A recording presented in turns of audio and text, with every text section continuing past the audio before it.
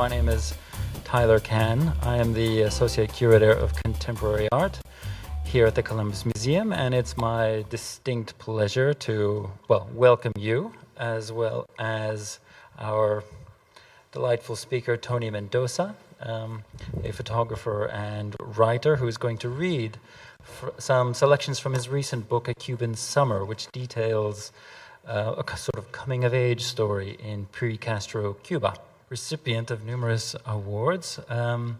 And his work is found in the collections of many major museums, such as the Met and MoMA in New York, the LA County Museum, SF MoMA in San Francisco, and of course the Columbus Museum of Art as well. Please join me in welcoming Tony Mendoza. Perfect. Thanks.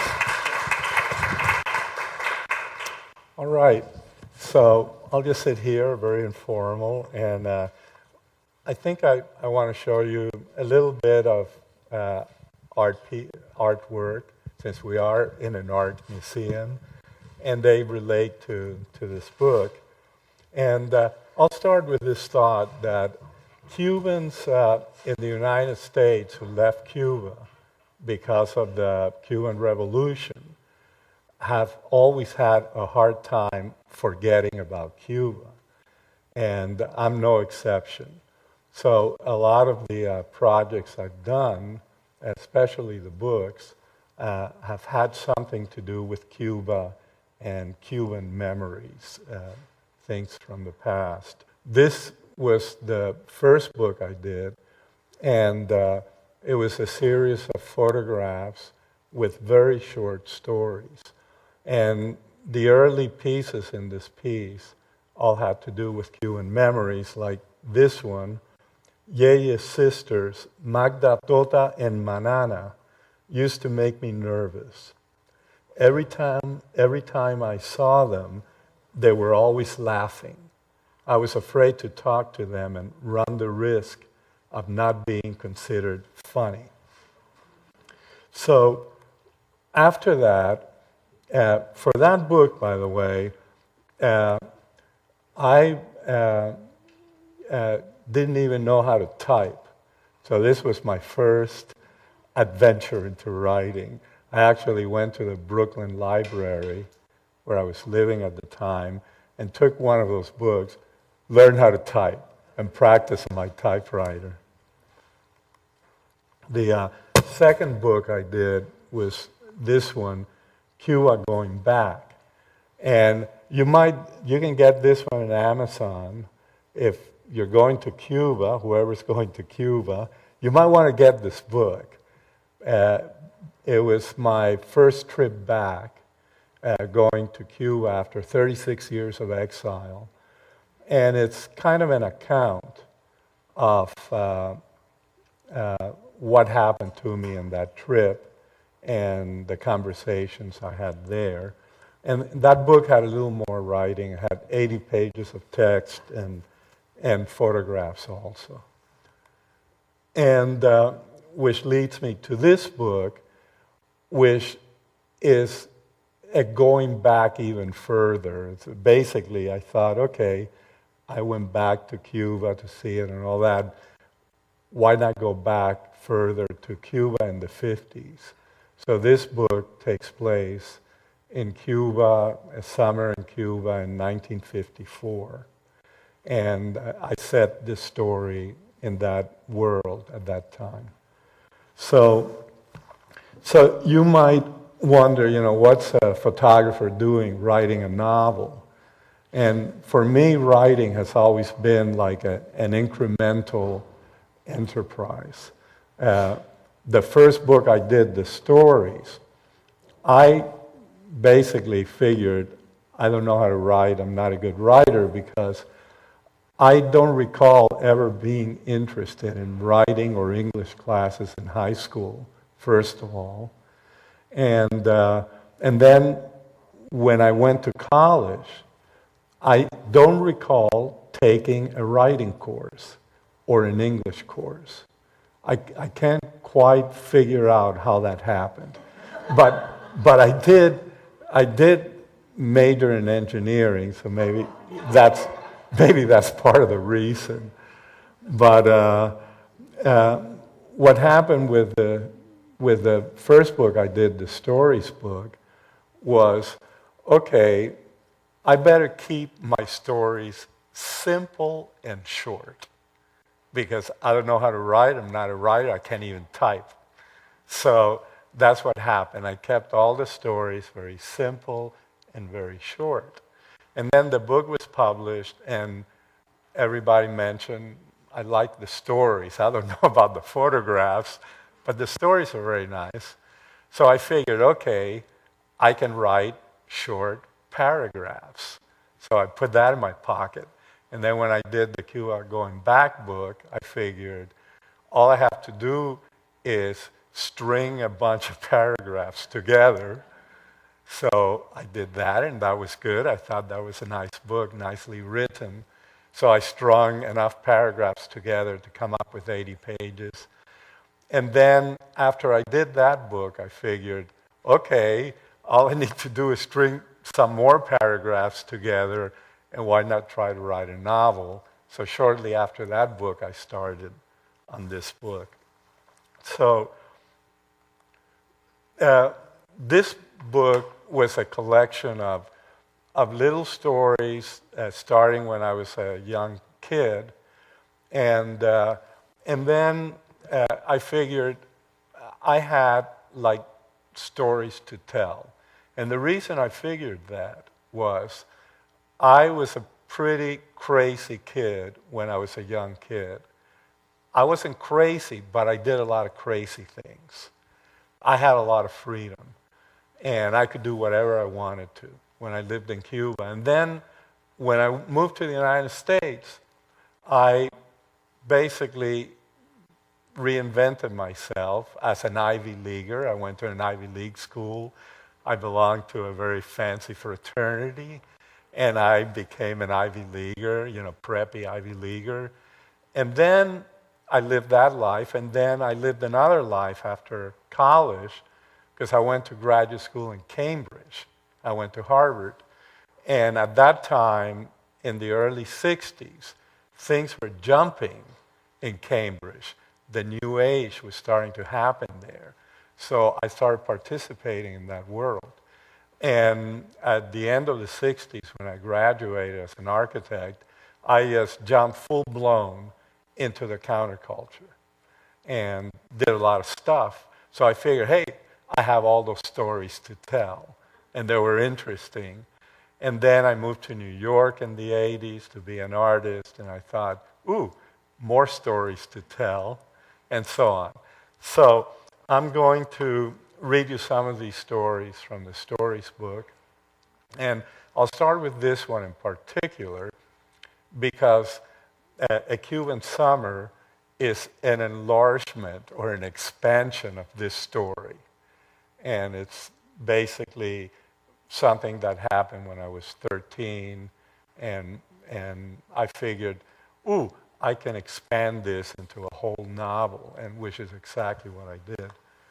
When we were 13, Machete and I were sent to Choate, a Connecticut all-boys prep school, where we quickly became best friends and also managed to have more than our share of crazy teenage mindless adventures. High up on the list, at 13 we decided we were old enough to go to the Mambo Club, one of Havana's more elegant brothels. And even worse, a few years later, we met two American girls our age vacationing in Havana. After some spirited dates with necking sessions, we decided we were in love. Unfortunately, their vacation ended and the girls returned to their homes in Miami. We wanted to continue the festivities. The next day, we left notes on our beds and left for Miami at 4 a.m. from the Havana Yacht Club in Machete's 14-foot aluminum outboard. We took sandwiches, water, a compass, maps, a .22 rifle, a few fishing lines, and enough gasoline. Our outboard died within an hour. 3 hours later, the Cuban Coast Guard found us and picked us up. This was the first story I did that gave me the idea, maybe I can do a book of photographs and stories. My grandmother, Otrin, lived very happily with my grandfather for 51 years. They met when she was 16. Her family had moved from Santiago to Havana, and she was being introduced to society. My grandfather asked her for a dance, and Otrin recalled. They talked very little, but she liked him. The next day, a carriage filled with orchids arrived from my grandfather. Otrin knew then that they would marry. My father and uncles were all great storytellers, but it never would have occurred to them to write them down. But my mother did. My mother kept a detailed baby book for each of her 5 children. She wrote a brief description of anything interesting that happened in my life every week till I was 1, and then every month till I was 8. She hired a professional photographer to come to her house once a month to take pictures for the baby books. Sewn to my book is the green parcheesi chip I swallowed and then pooped when I was 5 months old.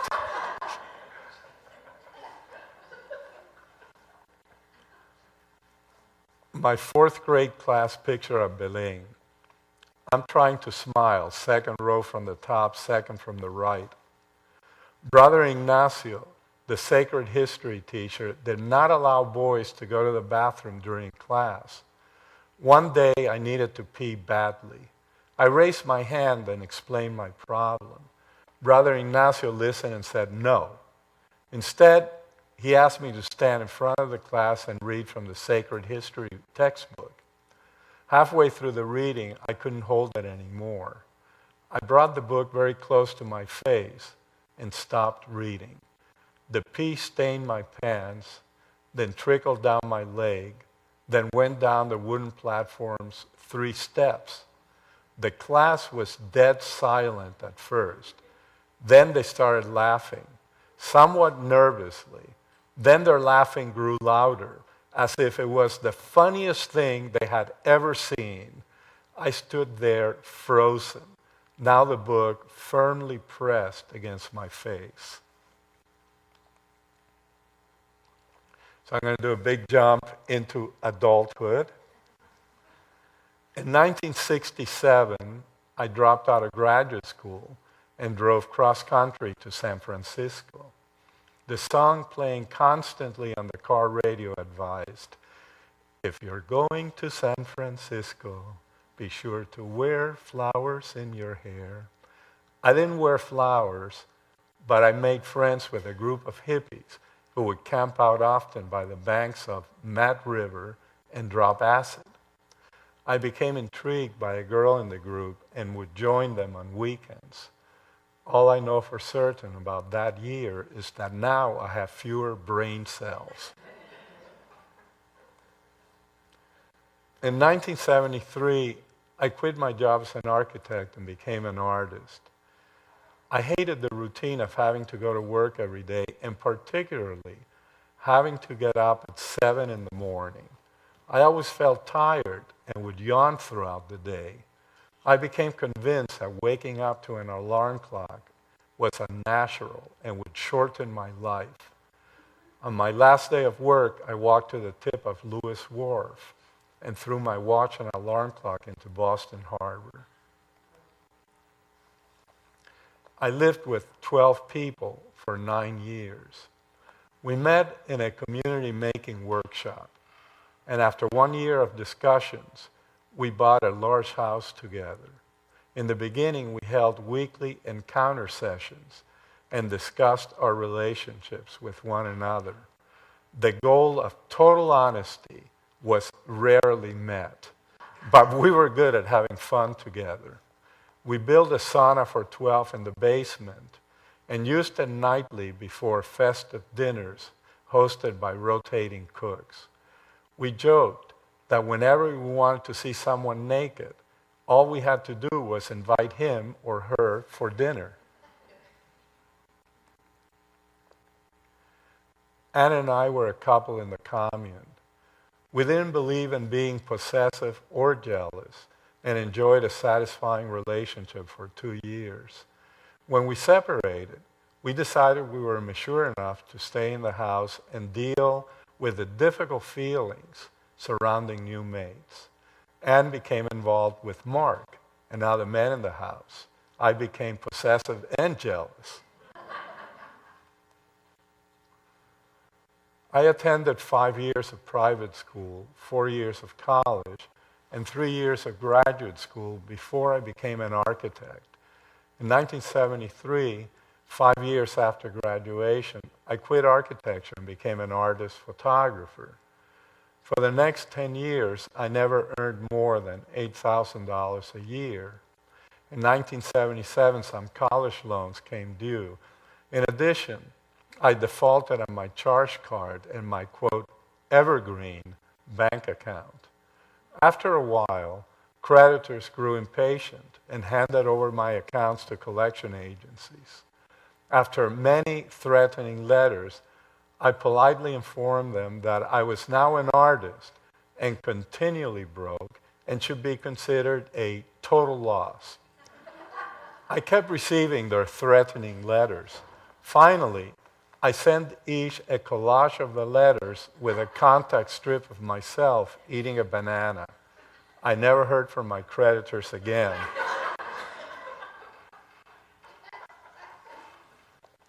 My parents came to Boston in 1968 for my graduation from architectural school. After the ceremony, my father, who loved lobster, wanted to celebrate in one of Boston's seafood restaurants.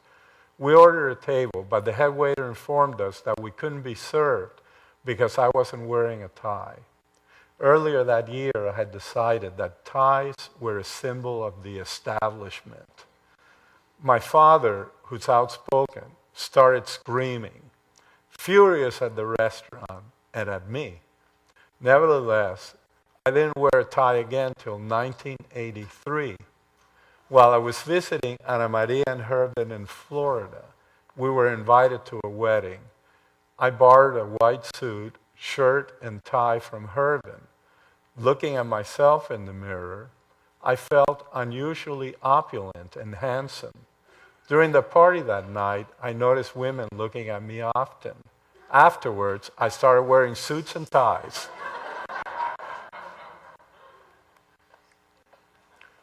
I've always liked the idea of having a family, but never felt emotionally or financially ready. When I turned 42, I started thinking that I was emotionally and financially unable to remain single. Moving to Miami was a good move. It felt good to live near the ocean. 3 times a week in the late afternoon, Carmen, Alex, and I drove to Crandon Park in Key Biscayne, went swimming, and then had wine and chicken salad by the sea. We really enjoy Miami winters, the terrific Cuban restaurants in Little Havana, and our many Cuban relatives who never fail to ask us, when are you two getting married? We especially like the house we rented at the edge of Coral Gables. Every late afternoon, we drank mojitos in the Florida room, and like clockwork, around 7, a flock of wild parrots would land on our tree. Initially, I resisted the idea of wearing a wedding band, mostly because I had never worn a ring and didn't understand jewelry. But when Carmen insisted, I agreed. After a while, I started to enjoy wearing the band. It reminded me of my new status as married and, quote, grown up, a status I liked. I especially enjoyed tapping the ring on the roof of the car as I drove, to the rhythm of Cuban music. 2 months after we were married, Carmen and I went swimming in Key Biscayne. Driving home afterwards, I started tapping the roof, and realized that the ring was missing. The following day, early in the morning, when the water was calm, we went back to the beach. Finding the ring in water up to our chest seemed hopeless, and we gave up. 1 month later, at the same beach, we noticed a man in the water with a metal detector. Carmen suggested we give him our number in case he found the ring, which had Carmen's name inscribed on it. That night he called. He said he had found it 200 yards from where I told him I'd been swimming and 1 foot under the surface of the sand. This is what I do for work. I take pictures of my family, my cat, myself. I print the pictures and submit them for grants. With the grant money, I rent a place by a tropical ocean. I lie at the water's edge and photograph my toes. I print the picture and write a story about what I do for work. Shortly after Carmen and I were married, I realized that my days as a freelance photographer were over. Alex, Carmen's son, had a terrible case of stomach flu. He couldn't stop vomiting and had to spend 3 days in a Miami hospital.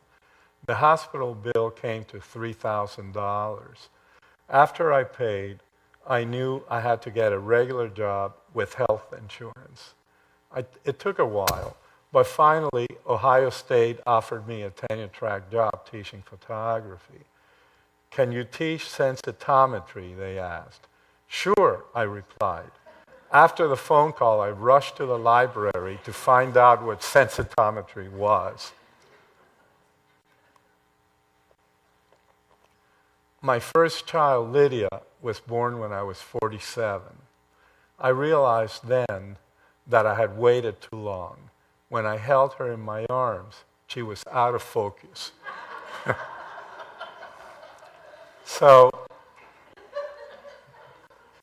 one thing about photography, any series of pictures that you do that involves the passage of time is going to be interesting, and this is an example. Halloween 1992, Lydia, who had just turned 3, wanted to be a bride. Halloween 1998, Lydia wanted to be Cleopatra, Queen of the Nile.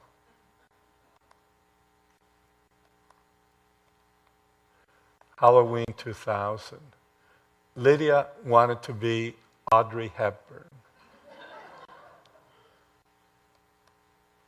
Halloween 2006, Lydia's last Halloween. And here's another sequence that now involves a much longer span of time, 5 generations. Antonio Mendoza, 1. The gentleman on the far right was known as Don Antonio. He was considered to be one of the wealthiest men in Cuba at the end of the 19th century. Don Antonio headed the most prestigious law firm in Havana and owned 3 sugar mills. When Cuba became a republic in 1902, he was named the first Chief Justice of the Cuban Supreme Court. Antonio Mendoza, 2. This was his front porch. He was the grandson of Antonio Mendoza, 1. He was also known as Don Antonio. He graduated from Yale in 1903 at age 18 with a degree in electrical engineering. He is credited with electrifying the Cuban sugar industry. Antonio Mendoza, 3. This is his front porch. He's the grandson of Antonio Mendoza, 2. He's known as Tony. He graduated from Yale with a degree in engineering and from Harvard with a degree in architecture. In 1973, he moved into a commune and turned full-time to photography as art. He's credited with taking great pictures of cats and dogs. This could be subtitled The Descent of Antonio Mendoza. our two children, Alex and Lydia, like everyone their age today, they have plenty of professional and romantic problems.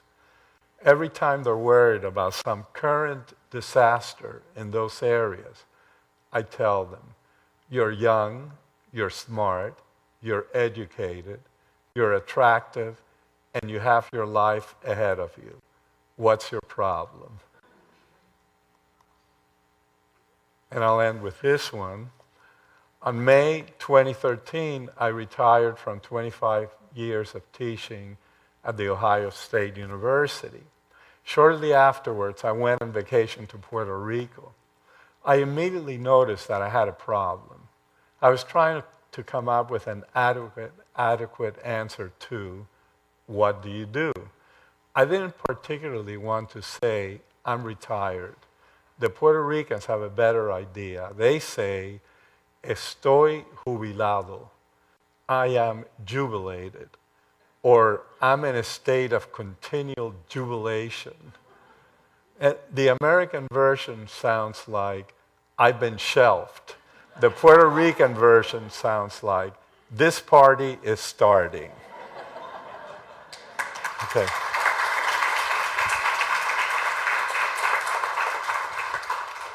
So this format of stories and photographs is something that I'm continuing to do. I figure that's my strength as an artist. I can photograph and I can write a little, so why not combine the two? But what I'm going to do now is I'm going to read you just a short chapter from my book and hope that you'll be interested in getting the book and reading the rest. This is an early chapter, and it talks a little bit about Cuban culture at that time in the 50s.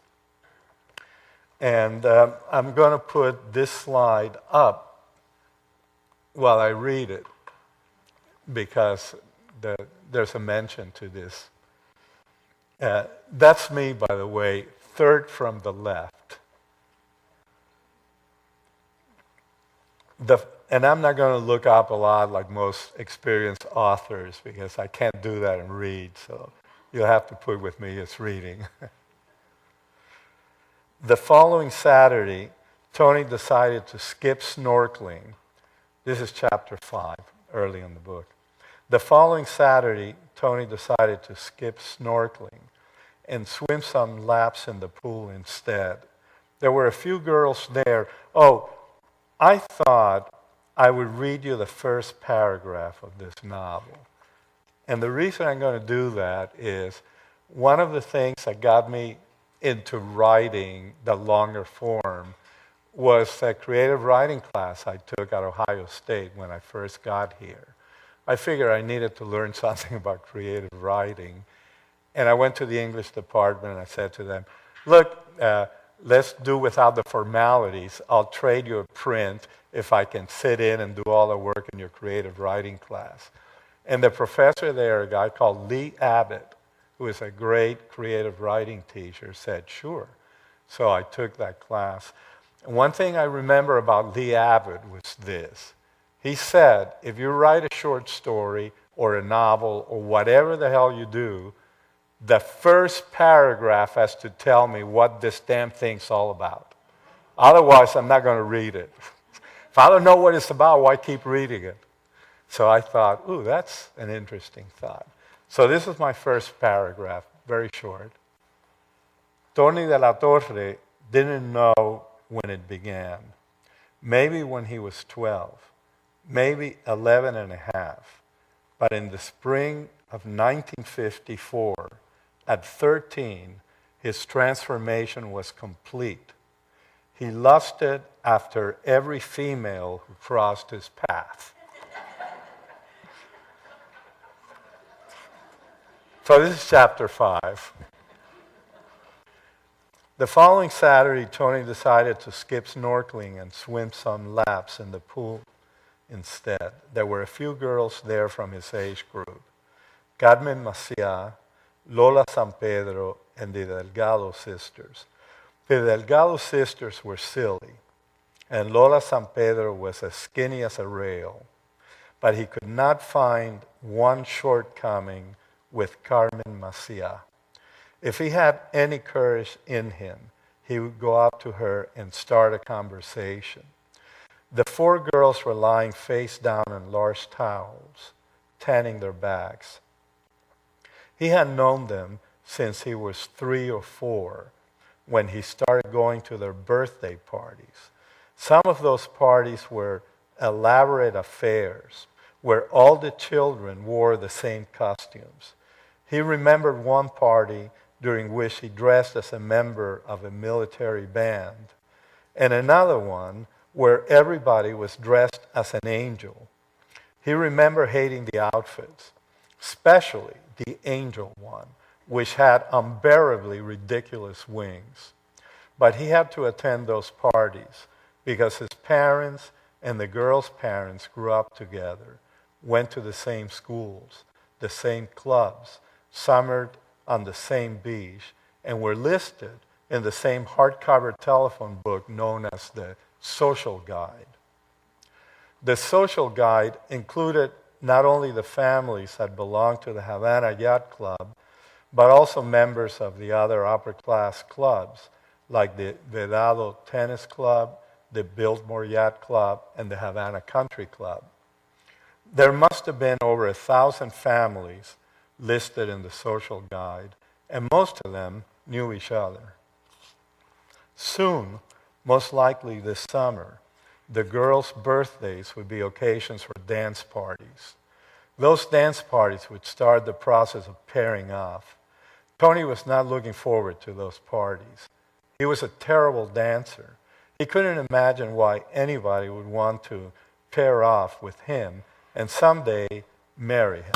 Still, the odds were good that he would marry one of the girls at those parties or one of the girls sunbathing by the pool at the Havana Yacht Club. Upper-class Havana families did not marry outside the Social Guide. At the moment, though, it was a struggle for Tony to talk to his prospective brides. He had not found it easy talking to them when he was dressed as an angel. And he was having more problems now as an adolescent, with his mind overflowing with perverted thoughts. All the girls in his group had shown up for the new beach season at the Havana Yacht Club with brand new, almost full-grown breasts. It made the ordeal of talking to them that much more challenging. It was also hard to figure out what interest the girls shared with him. They were not interested in fishing or baseball, and he doubted they were interested in his current obsessions, masturbating and having sexual fantasies. The nuns who taught them made it very clear that anything dealing with sex was a major sin and something to avoid until they were married. A new movie release was one possible topic of conversation. Funny stories circulating about mutual friends were another. New jokes were also good conversation material, but that topic was unavailable to Tony because he could never remember the punchlines. Being funny was important. Cubans unanimously agreed that being funny and making people laugh were the highest virtues. The opposite of being funny, ser un pesado, was the worst sin. Nothing, not money, intelligence, or good looks, could redeem a bore. Still, Tony suspected that what the girls from good families mostly wanted from a future maid was the means to maintain their lifestyle. They all wanted enormous houses with 7 or 8 servants, similar to their parents' houses. Before he considered those girls as possible maids, and before they considered him, he had to come up with a career that paid for the 8 servants and a house to put them in. He had to come up with a very profitable career because he was not going to inherit anything from his father. His father had never had much success at making money. Victor de la Torre lived in his father-in-law's house, didn't have expenses, didn't work, and mostly played bridge and golf, two activities he excelled at. All Tony was going to inherit was a good family name, and even that was probably being devalued by the current generation of De La Torres. Tony walked up to the pool's diving board and dove in. He was an excellent diver, and maybe the girls would notice that. He was good at all water sports: fishing, skin diving, water skiing, swimming, diving, and holding his breath underwater. Not many career prospects in any of those activities. He swam about 10 laps, came out, and sat upright on a deck chair. He looked towards the four girls and noticed they had not changed positions. 10 very fast laps had gone unnoticed. He needed to do more. He considered boldly walking up to them and starting a conversation with Carmen. He could start the conversation by asking her if she had seen his cousin Tina lately. Carmen and Tina were best friends. He had known Carmen for years. She had been a guest at the Angels party. He could recognize her in the photograph of that party in his mother's album, but he had never talked to her until last summer. Last summer, he visited his cousin Tina's cattle ranch in Camagüey province, near a little town called Ciego de Ávila.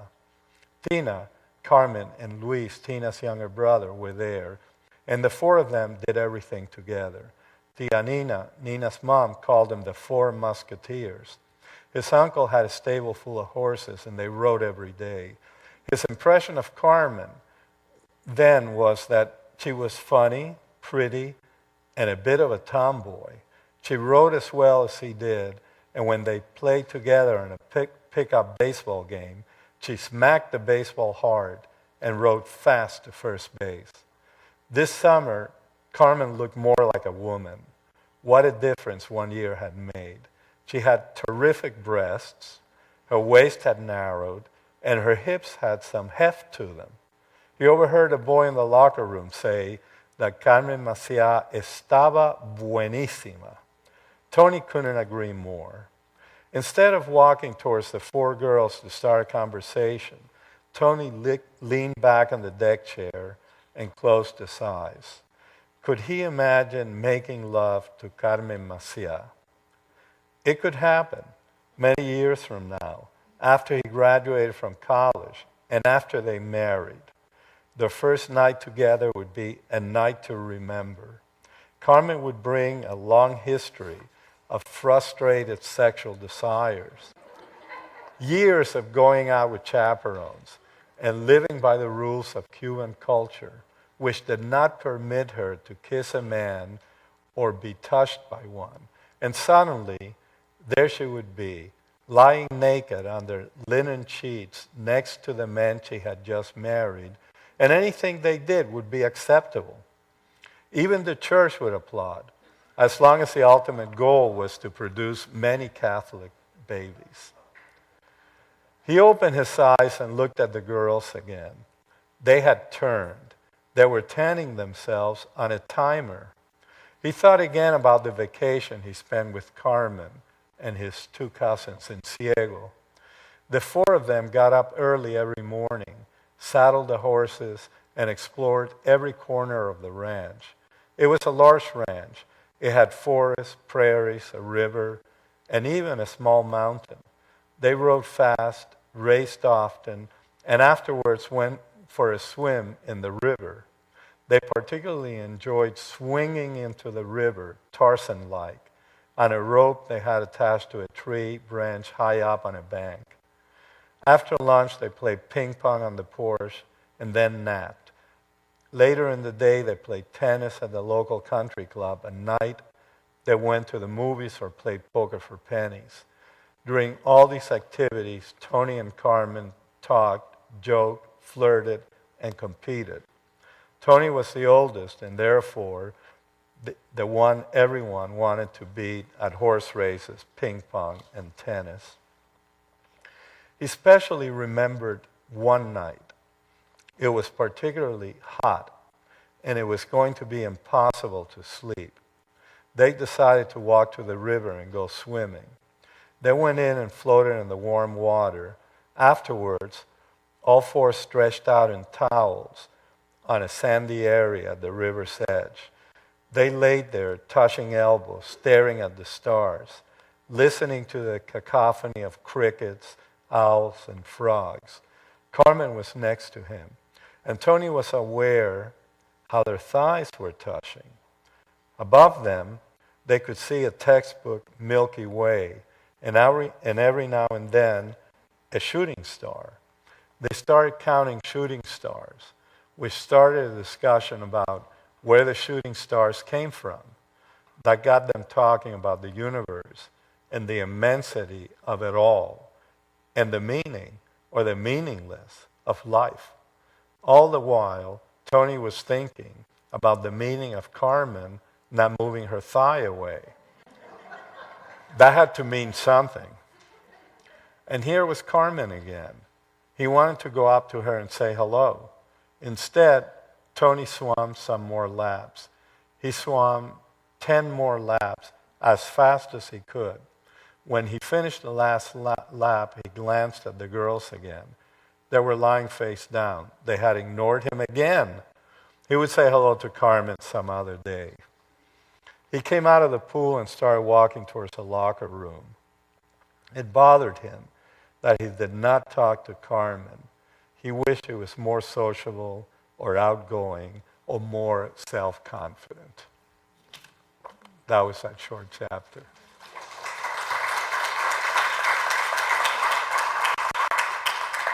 That's the only decent chapter in the book.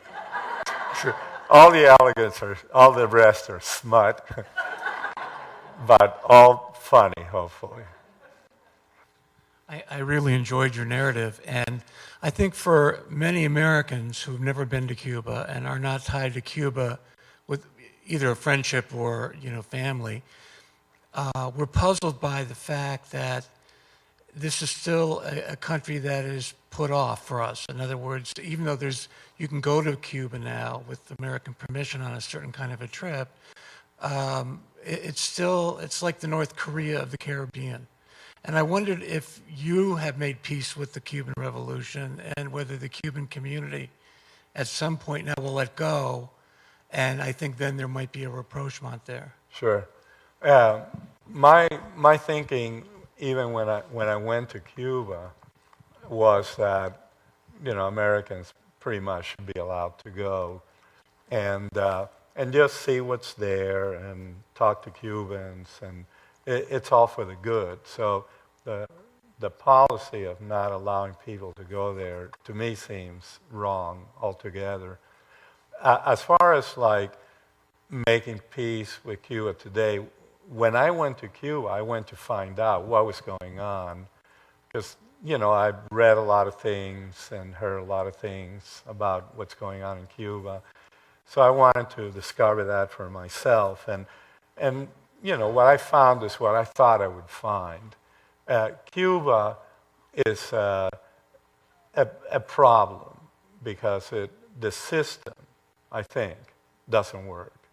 The simple fact is that Cuba has a lot of people employed by the government, being a socialistic country, and the average salary when I went to Cuba was about $18 a month.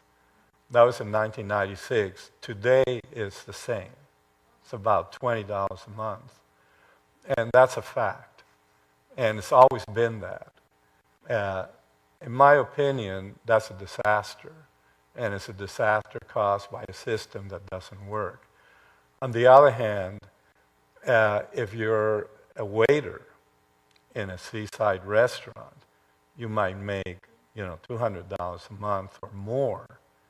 And it's a very difficult situation where the people who have those jobs are making a lot of money, and most people who work in the fields, factories, government offices are stuck with $18 a month.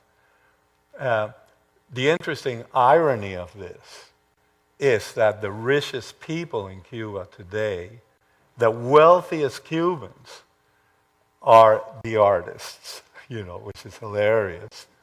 So if you're an artist, you're at the top of the economic heap because that's a group that's allowed to go abroad and keep their earnings. So artists and musicians are the wealthiest Cubans, followed by waiters, followed by everyone else. It's a crazy system. I'm happy that the artists are very rich and they're on top. But so my opinion is that's a crazy place. It's a crazy system. It really doesn't work. Yeah, they have free food to some degree, beans and rice, and most people don't pay rent, and then they have access to medicines and care, although all that has degraded tremendously since the Soviet Union stopped basically supporting Cuba. But yeah, that's my thinking about Cuba. But when you go there, even as an American that supposedly has been the enemy of Cuba, what you find is that the Cubans are just the warmest people in the world, especially if you're an American. And everybody couldn't be nicer, and you'll have the time of your life. And if you're a single woman, everybody's going to want to marry you. So if you need your ego boosted, even if you're married and your husband is a bore, go to Cuba and your ego will feel great. More questions? What would you say is the percentage of upper class people when you left Cuba, and what is it today? Well, And what I mentioned in my story, the social guide that I mentioned there, that there were like 1,000 families in that book that basically were very wealthy. And that group left pretty fast, because they knew what the score was. So my family left the summer of 1960. But shortly after that group left, or at the same time, my wife left at the same time. And my wife came from a small country in Cuba called La Esperanza, Hope. And it was a tiny little country. I kid her there was a tiny little town in the country. I always kid her that it was full of chickens running down the main street, because I once went through it. And she left at the same time because her family was middle class. They had a little store in that town. And about 200,000 Cubans left that summer. And in the next summer, which was broadly the middle class of Cuba, and over the years, about 1 million Cubans have left. Pretty much the entire middle class left Cuba. So what was left in Cuba were the poorer people and people who were not professionals and all that.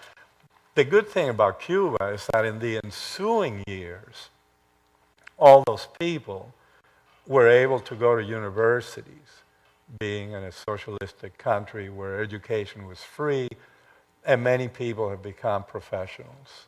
So that's the good part. The bad part is they still earn $20 a month, even as a surgeon or a doctor or whatever. That hasn't changed. In fact, I think that it's the only true socialistic country in the world where they really do believe in socialism, that nobody should do more than anybody else in terms of income. And everybody earns kind of the same thing except for those groups I mentioned. But yeah, the wealthy people all left. There weren't that many.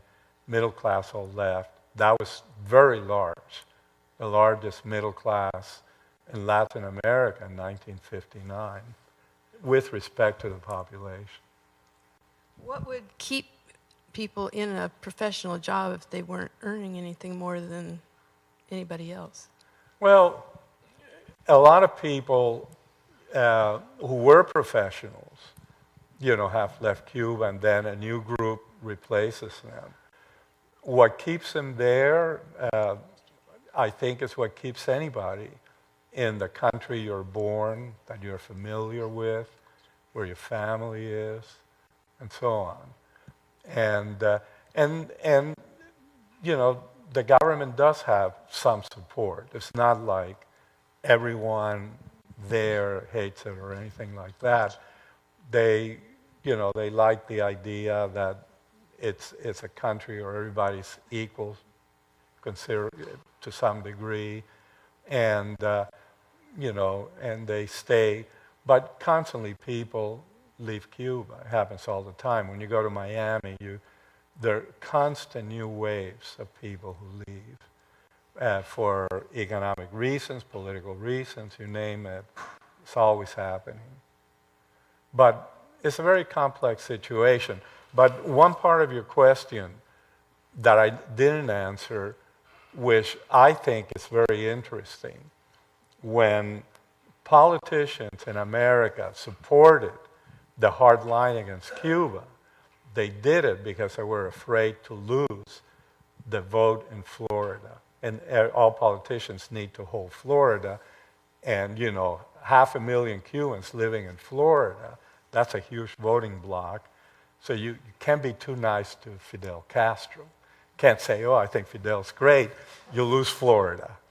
So the embargo has always been part of the deal. All American politicians have to be against the embargo, they think, or they lose Florida. What's interesting now is this.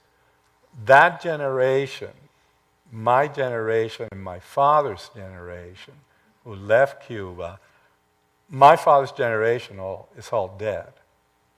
And my generation, many of them have changed their views. And the younger generation of Cubans, the 500,000 Cubans who live in Florida now are younger. They grew up here. They don't know anything about all the problems that their parents had and whatever. They heard about it, but that's not their experience. They want to open the thing with Cuba. So what's happened now, and I think American politicians are not up to this, they're not up to what's happening, is that the majority of Cubans now in Florida are the younger generations. And what they want, and it's been proven in polls, is to get rid of the embargo. So the majority of Cubans now want to eliminate the embargo, open up travel with Cuba, make it just like any other country, and that's a reality. So politicians are still sticking to, I want to be tough, I want to keep the embargo, but they're not aware of the changes on the ground in Florida. They're behind the curve. I'm fascinated by this book, this kind of chronicle of your life up to your 8th year. Great, a question about my book. No, it's okay. I know people are really interested. Yeah. Well, and specifically like this on the screen there. I mean, is that the baby yeah, that's book one there? of those parties. I went to Yeah. like 100 parties like that. And every one of those parties, all the kids had to dress up in unison as something. That's, you know, like the French Revolution before the French Revolution. Yeah. So, I mean, it strikes me that your work, you know, itself is quite autobiographical and is itself a kind of a chronicle of interesting moments in life, and it's almost like you're sort of carrying on the work begun by your mother at the very sort of like, you know, the earliest point in life. And I mean, I just wondered, I don't know if you could say a little bit about your relationship to this object. Yeah. My mother, as I mentioned, was the only member of my family who wrote things. And she wasn't like educated in that. She never went to college. She was a typical high society Cuban lady. You kind of went to Catholic high school, and if you went to some place, you went to finishing school. So my mother and many of the ladies in Cuban society might have gone to an American school, what was called then, maybe, I don't know if they exist, a finishing school. And my mother went to one in New York. And but she never really was educated to be a writer or to think of those things. But she was like an amazing letter writer. Amazing. I mean, I was just fascinated. I was watching the Roosevelts last night. Teddy Roosevelt wrote something like 100,000 letters. Did you all catch that? In his presidency? And that's my mother. She might have written, I don't know, 100,000, but thousands, because she loved to write and all that. And all through growing up, I've always been fascinated by the books. This is actually, you see the book there. Underneath it says, In the Party of Lolo Suero. And she had this photographer who I remember well. His name was Victor. Came to our house once a month, and he took pictures. Or if there was a party, she'd say, Victor, there's a party here. You have to go and take pictures of my baby books. So she had him on the payroll, pretty much. And everyone, you see all the writing there, is she would think about what had happened that month. And she would write this little story. So in a way, what I've done relates to that. And every time I went to my house in New Jersey where my mother still lives, and that's another story. I had a story about her, but it was a little longer, so I didn't put it down. I didn't show it here. But every time I go home and I have nothing to do, I go to the library there in her house, and there are the 5 baby books. They're all about that thick. And they're full of photographs, and with many of which I've copied. And I keep reading the little stories. So for sure, I've always paid attention to that. And I've always noticed, the quality of the stories. It's terrible. A lot of them, a lot of those stories have to do with my health and the doctor's visits. And many of them are not really literary, you know what I mean? But there they are. Whatever happened that was of notice is there. So yeah, that was always interesting to me, that connection.